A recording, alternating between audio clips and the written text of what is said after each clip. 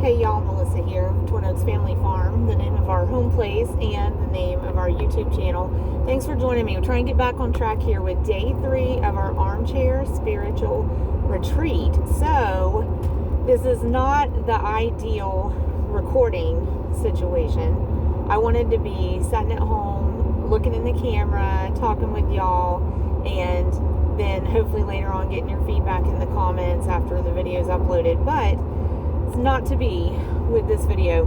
This is, y'all can't see this, but I'm on a state route, and so my house is on a county road that runs parallel to this, and I'm passing my house right now, but it only road fronts onto the county road and not the state route. So you have to leave the house, go a mile out to the state route on the county road, and then work your way back a mile and you pass my house. So anyway, but we want to get back on track with the Armchair Spiritual Retreat. So first of all, day 3 is about a reflection on the 4 last things.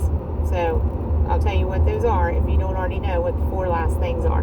So the 4 last things: evaluating the virtue of faith in our lives and some action steps to practice faith, and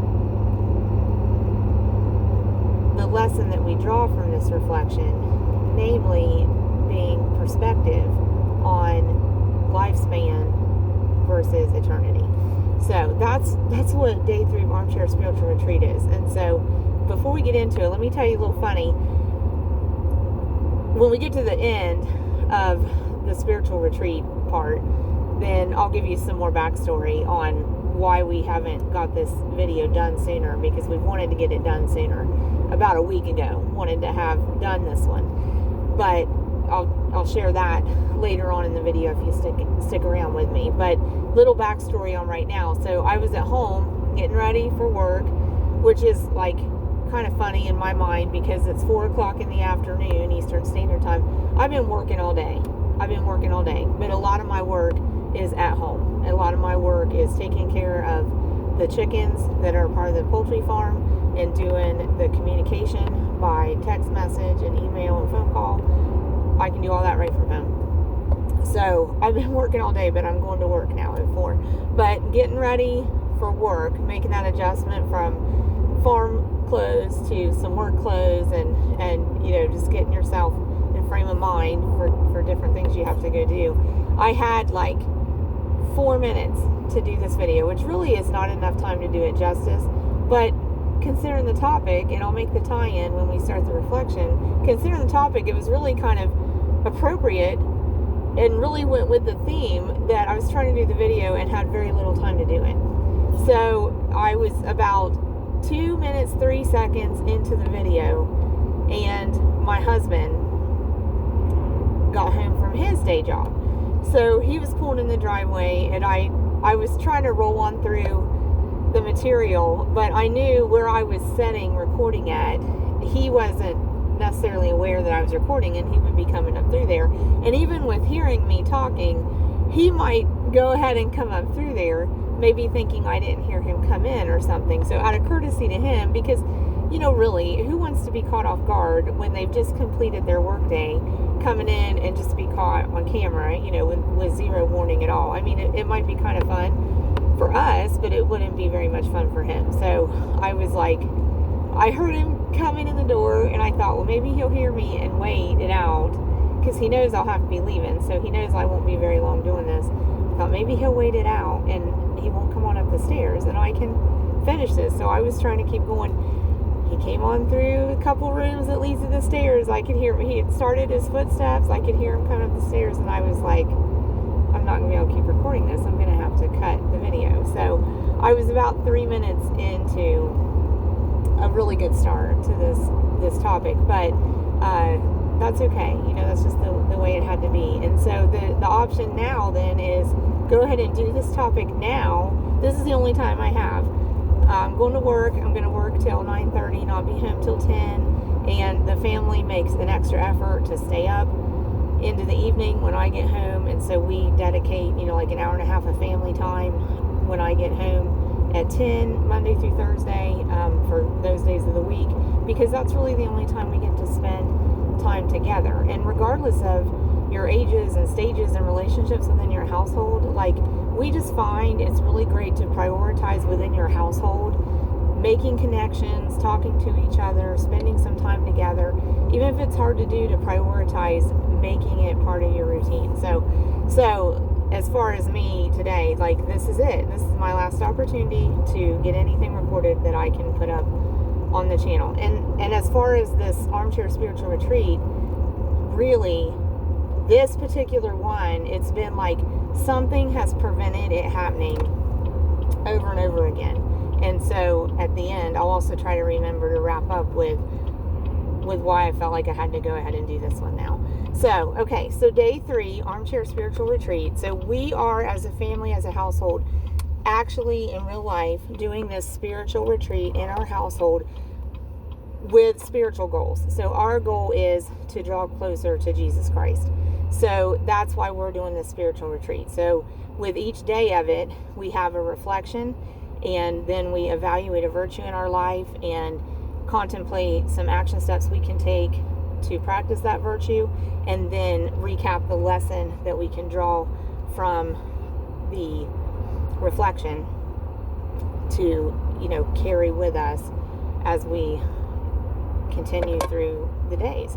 So day 3, the reflection is on the last 4 things.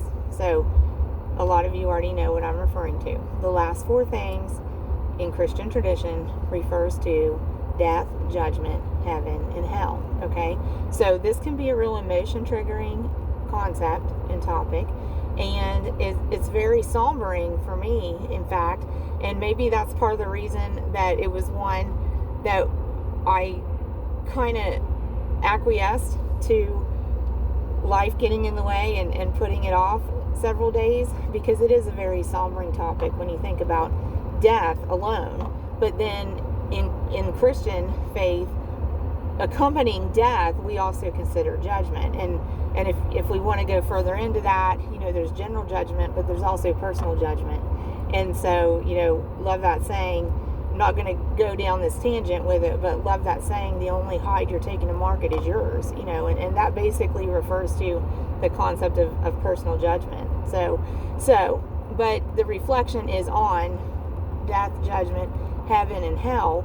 And so when you think of death, that immediately sombers you to the realization that our own individual life on earth will come to an end. It's finite, and we don't know what to expect until we experience it, and we're only going to experience it once in general, so our experience of it is from having probably lost somebody who was either important or prominent in our lives. So we have that experience with death. But when we turn it on ourselves, then it brings into focus that, there's only so much time. And that's why I was like, hey, it was okay that I only had 4 minutes to do the video, because I would have left out all this extra, and I would have just gone right to the reflection, the evaluating the virtue, the action steps, and the lesson, and that would have been it. And it would beautifully go with the reality that there's just not as much time as we think there is. That time is actually quite limited. Time is actually quite limited. So death and judgment then also brings to mind, calling into our own mind, reflecting on our choices, our actions, our words, even our thoughts, the things other people don't know about us, because the Christian accepts and acknowledges that God knows. God knows everything about us. And when we face these judgments, it's all revealed. It's all revealed. So we need to reflect on that reality actually frequently. So death and judgment, and then that leads to, for the Christian, the reflection on heaven and hell, because it makes each of us face a reckoning within ourselves. Do we believe heaven is real? Do we believe hell is real? Do we believe God is real? Do we believe Satan is real? So all these things. So the Christian believes that heaven is real. In turn, if we believe heaven is real, we almost have to believe hell is real as well. So, heaven and hell are real, certainly from the Christian's perspective. So, for the Christian, again, what firsthand experience do we have with that? None, right? So we accept that as a bit of a mystery, as a big mystery. In fact, we accept as a big mystery that heaven and hell are real, and we accept as a big mystery that God is real. So all these things are reflections that, like I said, bring into focus how much time do we have? Because when we don't think about those things, when we don't think about the last four things, we have a tendency to let ourselves flit and flutter into the fallacy that time is infinite for us, that we have so much time. And so we recently read this really interesting reflection.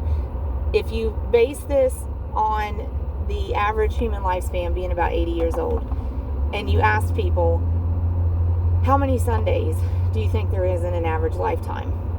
You're going to get way big variety of answers, and you're going to get big numbers.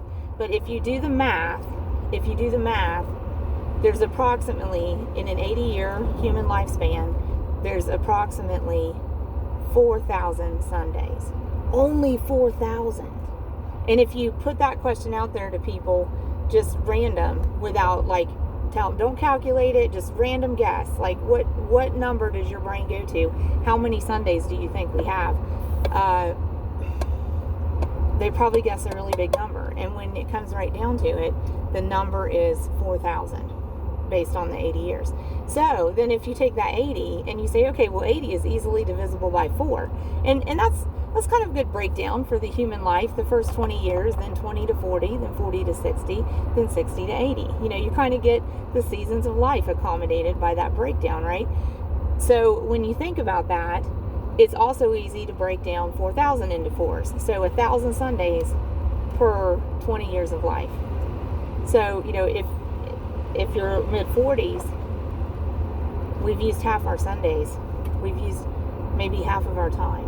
If you're 21, you've already used a quarter of your Sundays, a quarter of your life. Very interesting. So I will mention that idea is credited to an author named Matthew Kelly, I believe. I'm drawing on memory there. I'm going to have to go double check that. And drawing it from actually a book that is inspiring our Armchair Spiritual Retreat. I think the book is called 33 Days to Eucharistic Glory. Again, I'm drawing from memory, so I'll put that reference in the comments, okay? So I'll put it in the comments and in the description, but I think that's the book title, and I'm pretty sure that the author is Matthew Kelly, and he's actually, I believe, founder of an organization called Dynamic Catholic. So this is all sourced from that, and a lot of other sources that are great for faith building. So anyway, so the reflection: life is temporary. Life on earth. Well, see there, I need to correct myself. The reflection: even while life is forever, because the life of the soul is eternity. That's how God made us. The physical life on earth is not forever. It is limited. It is finite. God created us for everlasting happiness, which is more like what we would call the quality of joy. But the happiness that we experience on earth is just a fraction of the full experience of joy in union with God. So, while we're here struggling to draw close to God and increase our faith, we experience happiness. But it's just a taste of what real happiness in terms of joy is, because just random everyday happiness, can come and go and be influenced by circumstances. Joy is everlasting, and we've talked about that before. We can actually be struggling, have really difficult situations happening, and still have this inner wellspring of joy bubbling up inside of us that we can draw from and actually share with other people, that is sourced from Christ. So that reflection, if we if we contemplate death, judgment, heaven, and hell, it will draw us into all kinds of reflection on the amount of time that we have, the amount of time that we don't have, and how we want to prioritize what we do with the time that we do have, and what we allow ourselves to do, choose, say, think, act on, omit. All those things become very important part of that reflection. And so what we are led to evaluate by this reflection is our faith. And we can all benefit from increasing our faith. So again, for us, when I'm saying our faith and increase our faith, we are specifically talking about our faith in God and our closeness to Christ and our awareness of the Holy Spirit and how everything is a miracle. So we all struggle with faith either some of the time or a lot of the time. And the first thing to practice faith is just to desire to be faithful to God, to desire to know Him, to desire to love Him, and to desire to serve Him in this world. And a simple action step that we can take is to pray. We got to pray. And something very specific that we can pray is an action step that will help us practice our faith. We can pray very simple, very straightforward prayer. Lord, increase my faith. Lord, increase my faith. And we can pray that over and over again throughout the day. And so a great way to coordinate practicing patience and increasing faith is every time something tries us, Lord, increase my faith. Because I think subconsciously, someplace that a lot of us go in our minds whenever something doesn't go right is, God, can't you just fix this? God, can't you just deliver on this? So, we're somehow like holding God on the hook for if things go the way we want them to or not. So it really can be a really great practice when things don't go our way or when something challenges us or when something tries us to just let that prayer be elevated from our heart and our mind. Lord, increase my faith. Increase my faith. So that's an action step.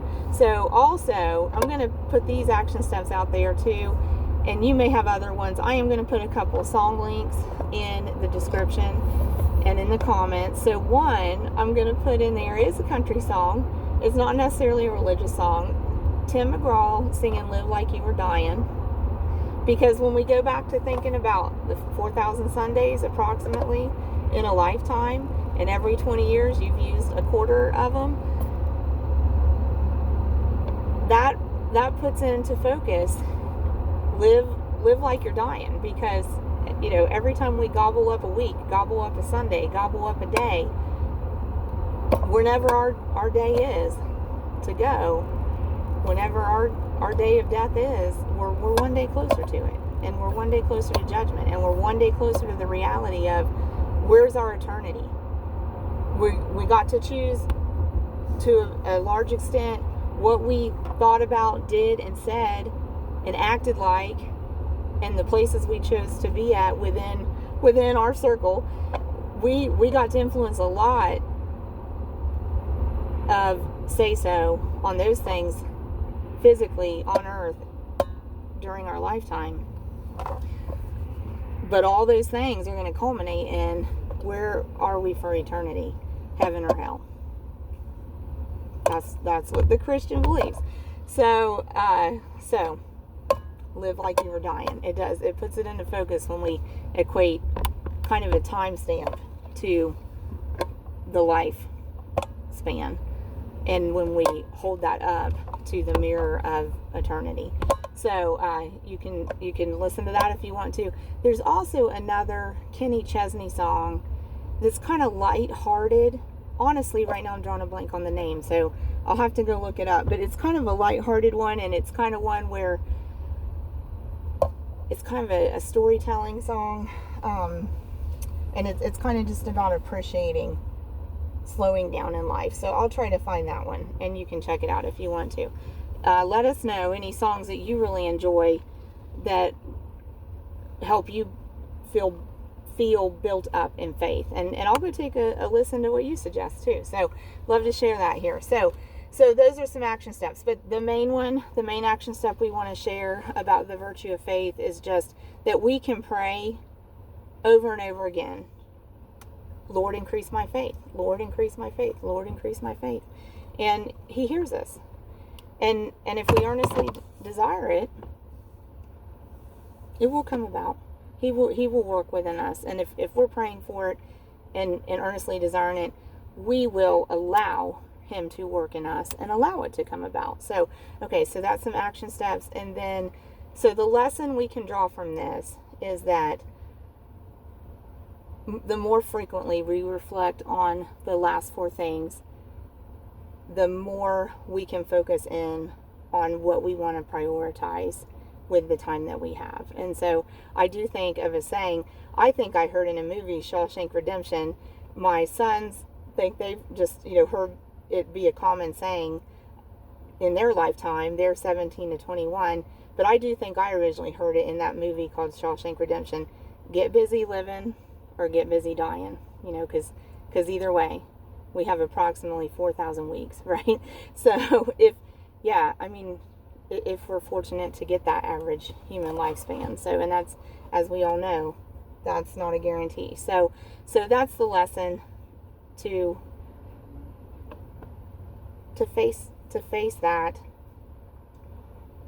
uncomfortable reality that there is death, that life on earth will have a finite end time, and that the good news is that's not the end, because God did give us a physical body, but he also infused it with a spiritual soul, and that spiritual soul is eternal, and he crafted it and created it to long for joy and to long for eternal happiness in heaven, which is not fleeting like the happiness we experience on earth very much so can be. So that's the lesson. Reflect on the last four things: death, judgment, heaven, and hell, and let it help you prioritize what you choose to do with the time you have. So thanks for joining us. So now I'm kind of like, what was I even going to tell y'all? Oh, I will include these things here. So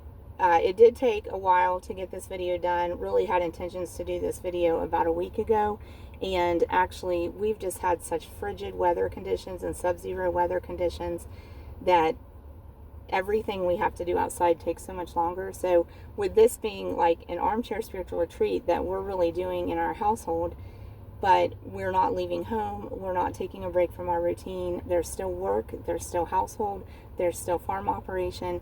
So we just weren't able to have as much time available to do the spiritual retreat and do the reflections and do the lessons as we are when things are easier to do outside. So we actually had to kind of pause. So, we are doing this at the pace that we can do it, even though we still set aside daily prayer time and reflection time and household time to spend together. We knew we couldn't also give this the attention that we needed to, so we paused it. So we're back on track with it. But I think another reason is like I was saying about my husband got home and I had a good start on the video, and do you ever get the feeling that there's a force in the world that's trying to prevent you from saying good things and from putting good things out there? I do. And so what I always say, like, not today, Satan, not today. So